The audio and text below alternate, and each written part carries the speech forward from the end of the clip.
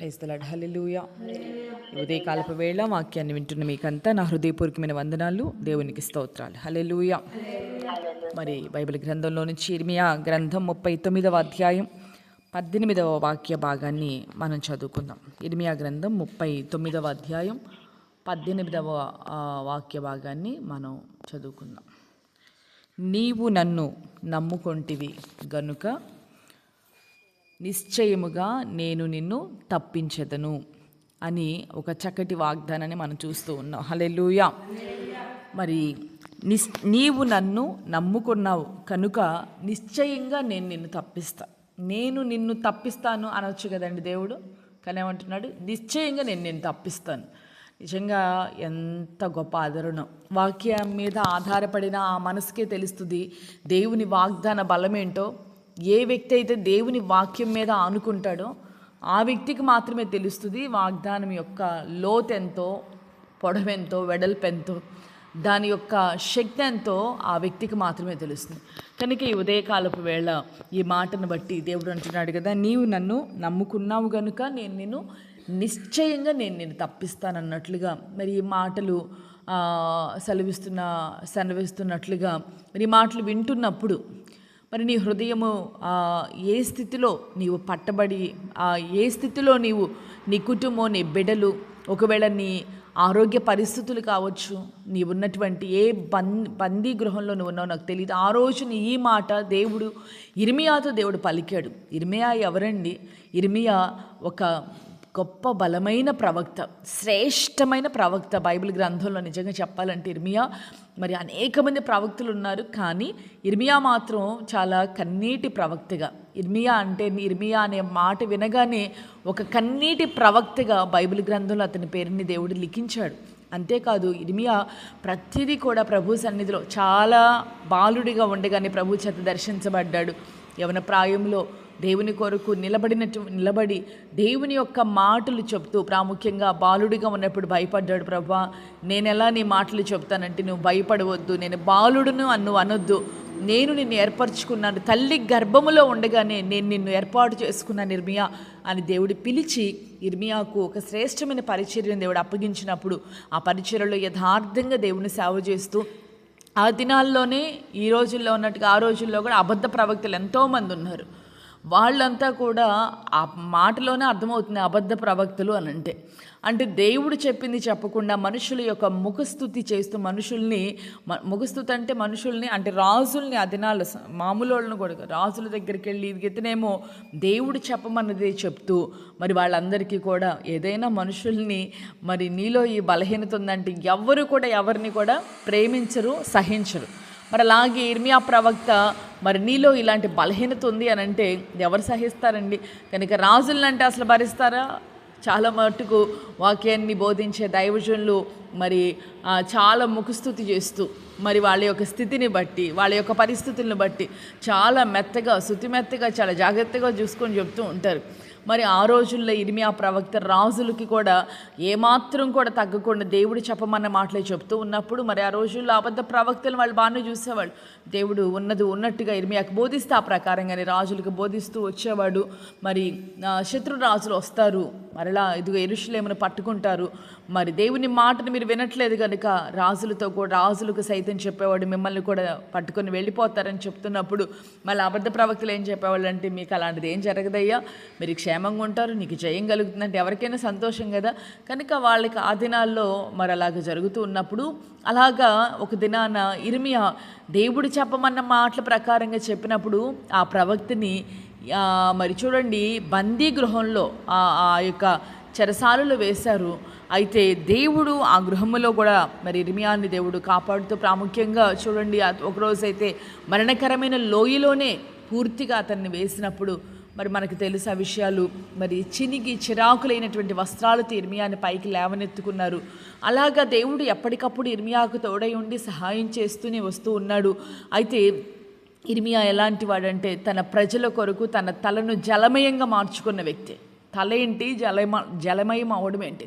అంత కన్నీటి ప్రవక్తగా దేవుని సన్నిధిలో కన్నీరు కార్చి దేవుని సేవను చేసినటువంటి ఒక కన్నీటి ప్రవక్త తన మాటల కంటే కూడా మరి మాటల చేత దేవుని యొక్క మాటలను ప్రకటిస్తూ ఆ మాటల వెనుక ప్రాముఖ్యంగా ఒక కన్నీటి ప్రార్థన ఆత్మ దైవజనుడికి ఉంది పరిచర్యలో. కనుక అలాంటి ఒక దైవజనుడు బందీగృహంలో ఉన్నప్పుడు దేవుడు అంటాడు కదా, నేను చెప్పిన మాటలని నెరవేరు దినాలు వచ్చినాయి ఇర్మియా, ఇది యెరూషలేమును నేను మరి కాల్చబోతున్నాను, యెరూషలేము పట్టణానికి మరి కీడు రాబోతుంది, ఇది ప్రజలందరూ కూడా చెరపట్టబడబోతున్నారు, నీ ద్వారా పలకబడిన మాటలు ఎంతవరకు నెరవేరక. ఒక్కోసారి చూడండి అంతే కదా, మరి అతను చెప్పిన మాటలు ఆలస్యం అవుతున్నప్పుడు చెప్పావు కదా ఇర్మియా ఏమైంది అన్నట్లుగా అతనికి ఎంతో హేళన జరిగి ఉంటుంది. కనుక దేవుడు అంటాడు, నీవు మరి ఏదైతే నీ నోట పలకబడిందో ఆ మాటలు నెరవేరే దినాలు వచ్చినాయి, అయితే నీవు నన్ను నమ్ముకున్నావు గనుక నేను మాత్రం నిన్ను నిశ్చయంగా తప్పిస్తా. ఈ దేశమంతా ఏమైనా అయిపోతుంది, ఆ రాజు ఏమైపోవచ్చు, లేకపోతే ఆ ప్రజలు ఏమైనా మరి చెప్పిన మాటల ప్రకారంగా వాళ్ళంతా శిక్షకు గురి కావచ్చేమో, కానీ నిన్ను మాత్రం నేను నిశ్చయంగా నేను తప్పిస్తాను. హల్లెలూయా. మరి ఈ మాట ఎవరికి అర్థమవుతుందండి చెప్తున్నాను కదా, ఎవరైతే కృంగిన అనుభవాల్లో ఉన్నారో, ఎలాంటి స్థితిలో నుంచి దేవుడు మనల్ని తప్పిస్తాడు. చూడండి, మనకి కొన్ని భయాలు కలుగుతూ ఉంటాయి మన వ్యక్తిగత జీవితంలో. చెప్పాను కదా ప్రారంభంలోనే, ఈ మాటలు కేవలం నీ ఒక్కదాన్ని మట్టికే కాదు. ఈ రోజున నీ కుటుంబంలో ఎవరైనా పట్టబడిన స్థితిలో ఉన్నారేమో, అంటే నీవు దేవుని మీద ఆనుకొని ఉండొచ్చు. అంటాడు కదా, నీవు నన్ను నమ్ముకున్నావు, నన్నే నువ్వు ఆధారంగా చేసుకొని ఈ విషయంలో నా దేవుడు మాత్రమే నన్ను తప్పిస్తాడు, ఇక ఏ నరుడు కూడా నాకు సహాయం చేయలేడని నీవు నన్ను నమ్ముకున్నావు. అలాగ మనం నమ్ముకోవాలి. మనం తప్పించబడాలంటే మనల్ని బట్టి మన పిల్లలు తప్పించబడాలి, మనల్ని బట్టి మన యజమానులు, మరి నిన్ను బట్టి నీ భార్య, నీ పిల్లలు, అలాగే నిన్ను బట్టి నీ ఉన్న ప్రాంతంలో ఒక మేలు కలగాలి అని అంటే మరి దేవుడు అంటున్నాడు కదా, నీలో ఆ గొప్ప నమ్మిక, అంటే నమ్మకత్వం, ఆయన్ని నమ్మడం, అంతేకాకుండా ఆయన కొరకు నువ్వు నమ్మకంగా బ్రతకగలిగితే, ఆయన్ని మనం నమ్ముకున్నప్పుడు ఆ యొక్క విశ్వాసాన్ని బట్టి దేవుడు అంటాడు కదా, నీవు నన్ను నమ్ముకున్నావు కనుక నీకు కలిగే భయములన్నిటిలో నుండి కూడా నేను నిన్ను తప్పిస్తాను అని అన్నట్లుగా మరి దేవుడి ఉదయకాలం మనతో మాట్లాడుతూ ఉన్నాడు. హల్లెలూయా, హల్లెలూయా. అంతేకాదు, మన జీవితంలో ఒకవేళ శత్రుశేషం అనేకంగా ఉండుండొచ్చు. అనేకమైనటువంటి శత్రువులు నీ కుటుంబానికి విరోధంగా, మరి అందరూ శత్రువులు మరి నీకు విరోధంగా ఉన్నప్పటికీ నీ జీవితంలో అనేక మంది శత్రుశేషం నీ జీవితంలో ఉందా? దేవుడి ఉదయకాలం అంటున్నాడు, శత్రువుల చేతిలో నుండి నేను నిన్ను తప్పిస్తాను. శత్రువుల ఎదుటే మనకి విందుని సిద్ధం చేయగలిగినటువంటి అంత అద్భుతమైన దేవుణ్ణి మనం ఆరాధన చేస్తూ ఉన్నాం.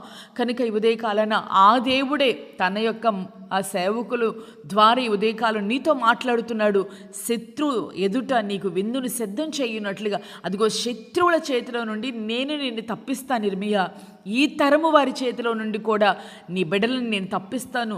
శత్రువుల చేతిలో నుంచి, కలిగిన భయములన్నిటిలో నుంచి నిశ్చయంగా నేను ఉదయకాలం దేవుడు వాగ్దానం చేస్తూ ఉన్నాడు, నేను నిన్ను నిశ్చయంగా తప్పిస్తా. అది నువ్వు గమనించాల్సింది. నేను నిన్ను తప్పిస్తాను అని నామమాత్రంగా చెప్పట్లేదు. ఈ మాట అంటున్నది సాక్షాత్తు సృష్టికర్త, మరి సమస్తమునకు సర్వాధికారి, ఆయనకు సమస్త అధికారాలు ఉన్నాయి.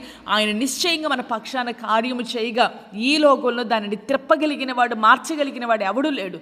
కనుక నీవు నేను చేయవలసింది, మనము దేవుని మీద ఎంతగా మనం ఆయన నమ్ముతున్నాం, ఆయన్ని మనం నమ్మగలిగితే మనల్ని అనేకమైనటువంటి ఆపత్కాలలో నుంచి దేవుడు మనల్ని తప్పిస్తాడు. హల్లెలూయా. అలాగున్నే మనకు మరణకరమైన పరిస్థితులు రావచ్చు.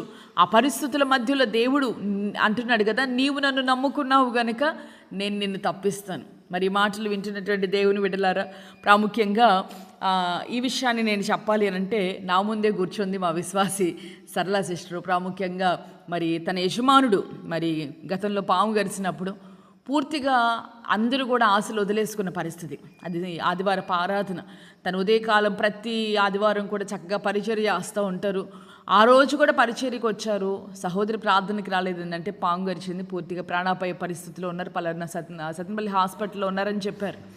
ఆ సమయంలో అందరూ కూడా కన్నీరు విడిచి ప్రార్థన చేస్తున్నారు. కానీ నాకు ప్రార్థన చేయడానికి చాలా భయం అనిపించింది. ప్రభా, ఏంటి పరిస్థితి ఎలా ఉంది, ఆమెతో నేను ఇలా మాట్లాడాలి అని అనిపించింది. ఎందుకంటే చాలా నమ్మకంగా ప్రభుని వెంబడించే కుటుంబం, చాలా ప్రభుని హత్తుకున్న కుటుంబం. అయితే ఆ సమయంలో సహోదరి మళ్ళీ చెప్పిన మాట, ఫోన్ చేసి చెప్పారు ఏమనంటే, ఇక్కడ నుండి గుంటూరు తీసుకెళ్ళిపోమన్నారు. ఎక్కడ ఆశలు లేని పరిస్థితి, వాళ్ళు అమౌంట్ పెట్టలేరు. మరి ఆ పరిస్థితుల మధ్యలో ఏం చేయాలో తెలియదు. మరి తన కుటుంబానికి ఆధారమైన తన యజమానుని విషయంలో ఒక భయంకరమైన మరణకరమైన అనుభవం వచ్చినప్పుడు ఆ తర్వాత మేము ప్రార్థనలో ఉన్నాము. సహోదరి ఫోన్ చేసింది, చర్చి ముందు నుంచి వెళ్తున్నానమ్మా నేను ఇప్పుడు, మన చర్చి ముందు నుంచి నాకు దేవుడు చేసిన వాగ్దానాలను ఎత్తిపట్టి నేను స్తుతిస్తూ ఉన్నానని ధైర్యంగా చెప్పింది. నాకు ఆశ్చర్యం అనిపించింది, ఇది ఎక్కడి నుంచి వచ్చింది, ఎంతటి ధైర్యం ఈ సమయంలో అనిపించింది. నాకైతే చాలా కంగారు అనిపించింది. ప్రభువా, యథార్థవంతులు వాళ్ళ కుటుంబంలో ఏదైనా జరిగితే మేము ఎలా చెప్పాలి, మేము వాళ్ళకి ఏం సమాధానం చెప్పాలని భయం అనిపించింది. కానీ ఇది ఈ మాటలు మనం వింటున్నప్పుడు తను దేవుని నమ్ముకున్న ఆ అనుభవం, ఆ గొప్ప విశ్వాసం, ఆ స్థితిలో కూడా వాగ్దానాలు యందు దేవుని మాటలు కదండి. వాగ్దానాలు అంటే మనుషులు ఇచ్చేది కాదు, ఏదో బైబిల్లో దైవజనులు మాట్లాడుతున్నట్టు వారి ద్వారా కలిగినవి కాదు. అవి దేవుడు తన ఆత్మచేతను ముద్రించబడినటువంటి ఆ మాటలు మనం ఎప్పుడైతే విశ్వసిస్తామో, సహోదరి యొక్క విశ్వాసాన్ని బట్టి నిజంగా తన యజమానుడిని మరణకరమైన అనుభవాల నుంచి దేవుడు లేవనెత్తి రోజున సజీవుడిగా మరి నిలబెట్టినట్లుగా నేను సాక్ష్యం చెప్పగలం. భయంకరమైనటువంటి ప్రమాదపు మరణపు అంచుల్లోనికి వెళ్ళిన తన యజమానుడు కారణం నమ్మిన అనుభవాలను బట్టి దేవుడు కార్యాలు చేస్తాడు. కనుక ఉదయకాలపు వేళ మరణకరమైన అనుభవాలు మన జీవితంలో కలిగిన, అలాగే మన జీవితాల్లో ఖడ్గం కావచ్చు, విపత్తు కావచ్చు, మరి భయంకరమైన తెగుళ్ళు కావచ్చు, అది ఏదైనా కావచ్చు, హింసలు, ఉపద్రవాలు. అందుకే అంటాడు కదా, మన జీవితాల్లో క్రీస్తు ప్రేమ నుండి ఏది ఎడబాపని ఆ గొప్ప విశ్వాస జీవితం మనం చేసినప్పుడు నిశ్చయంగా మన జీవితాల్లో కీడు కావచ్చు, అదేదైనా కావచ్చు, దేవుడి ఉదయకాలం నీతో అంటున్నాడు, నీవు నన్ను నమ్ముకుంటివి కనుక నేను నిన్ను నిశ్చయంగా తప్పిస్తాను బిడ్డ అని దేవుడి ఉదయకాలం మనందరితో మాట్లాడుతూ ఉండగా ఆయనకు అప్పగించుకున్న ఆయన అంటున్నాడు కదా, ఇర్మియాతో దేవుడు అన్నట్లుగానే నిజమేనండి, యెరూషలేము అంతా కాల్చబడిపోయింది. ఆ సమయంలో భయంకరమైనటువంటి శత్రు రాజు ప్రవేశించి, చాలా బలవంతుడైనటువంటి రాజు మరి నెబుకద్నెజరు ప్రవేశించాడు. ఆ సమయంలో భయంకరమైనటువంటి అనుభవాల మధ్యలో వాళ్ళంతా చెరపట్టబడ్డారు. తను ఇర్మియా ఉన్నటువంటి స్థానికంగా ఉన్నటువంటి రాజకుమారులు వాళ్ళంతా కూడా చనిపోయినటువంటి ఆ పరిస్థితుల మధ్యలో కూడా మరి వాళ్ళంతా పట్టబడ్డారు. ఆ సమయంలో కూడా దేవుడు దేశమంతా ఏమైపోయినా తనను నమ్ముకున్నటువంటి తన ఒక్క బిడ్డను దేవుడు జ్ఞాపకం చేసుకున్నాడు. ఇర్మియాని భద్రముగా దేవుడు కాపాడాడు. ఇర్మియాకి ఏ కీడు కలగకుండా. ఎంతటి కాపుదలండి అది. రాజుకి కాపుదల లేదు, రాజ్యంలో ఉన్నటువంటి యువరాజులకు కాపుదల లేదు, కానీ తనను నమ్ముకున్న ఒక బలహీనుడైన సేవకుడిగా అందరికీ కనబడుతున్న తన దాసుని యొక్క విశ్వాసమును బట్టి దేవుడు ఎంత నమ్మదగిన వాడో చూడండి. కనుక రాబోతున్న భయంకరమైన ఉగ్రత రాబోతుంది. ప్రభు రాకడ దినాల్లో మనం ఉన్నాం. ఆ భయంకరమైన ఉగ్రతలో నుంచి మనం తప్పించబడాలి. ఈ లోకం మట్టికి చిన్న చిన్న శోధనలో నుంచి తప్పించాయి అనుకోవడం కాదు. ఆ భయంకరమైన ఉగ్రతలో నుంచి నన్ను తప్పించు ప్రభా, నన్ను బట్టి నా కుటుంబాన్ని జ్ఞాపకం చేసుకొని నాడైన నువ్వు ప్రార్థన చేస్తూ ఉన్నావా? కనుక ఆ భయంకరమైన ఉగ్రత ఎప్పుడో వస్తుందిలే అన్నట్లుగా కాదు. ప్రభా, నా కుటుంబానికి గొప్ప రక్షణ కలగాలని దేవుని సన్నిధిలో నువ్వు ప్రార్థన చేయగలిగితే దేవుడు అంటున్నాడు ఉదయకాలాన, నిన్ను బట్టి నేను నిశ్చయంగా ఇదిగో తప్పిస్తాను. నన్ను నమ్ముకున్నావు కనుక నిన్ను తప్పిస్తాను. నిన్ను అనే దానిలో చూడండి, నిజమైనటువంటి ఒక దేవుని బిడ్డకి ఉండాల్సిన ఒక మంచి మనసాక్షి. నేను బాగుంటే చాలు, నా ఆరోగ్యం బాగుంటే చాలు, నా వాళ్ళు ఏమైపోయినా పర్వాలేదు అనుకోకూడదు. మన వారందరి రక్షణ కొరకు, ఇంటి వారి రక్షణ కొరకు మనం ప్రయాసపడాలి. ఇంటి వారి క్షేమాన్ని బట్టి దేవుని సన్నిధిలో మనం ప్రార్థన చేయాలి. చూడండి, ఆ రోజున రాహాబుని బట్టి కుటుంబాన్ని దేవుడు రక్షించలేదా? ఆ రీతికి ఉదయ కాలాన దేవుడు నిశ్చయంగా మీ కుటుంబాలకి ఆయన ఉన్నతమైన రక్షణ ప్రసాదించునుగాక. ఆమేన్. దేవుడు నిశ్చయంగా ఈ ఉదయకాలాన్ని అందరూ ప్రార్థన చేసుకుందాం. ఈ మాటను బట్టి ఏ స్థితిలో నుండి నీవు ఈ వాక్యాన్ని వింటున్నావో నాకు తెలియదు, వేటిని బట్టి భయపడుతున్నావో నీ వ్యక్తిగత జీవితంలో నాకు తెలియదు. నీకు కలిగిన భయములన్నిటిలో నుండి నా దేవుడు నేను తప్పించబోతూ ఉన్నాడు. ఏ విషయాన్ని బట్టి, బిడ్డలను బట్టి భయపడుతున్నావా, లేకపోతే ఉన్న పరిస్థితులను బట్టి, ఒకవేళ ఆర్థిక విషయాలను బట్టి భయపడుతున్నావా? ఈ భయంకరమైన సమస్యను నేను ఎలా ఎదుర్కోవాలి నాయన? అలాగుని ప్రభా, ఇంత గొప్ప భారం నా ఎదుట ఉంది నాయన, నాకున్నది కొంచెమే కదా, నా దగ్గర ఉన్నటువంటి ఆర్థిక వనరులు చాలా తక్కువగా ఉన్నాయి అయ్యా, నాకెవరు సహాయం చేయగలుగుతారు? నా స్థితి ఏంటి అని ఒకవేళ నిద్రపట్టని రాత్రులను ఎదుర్కొంటూ ఉన్నావా? ఈ ఉదయకాలం దేవుడు నీతోనే మాట్లాడుతూ ఉన్నాడు.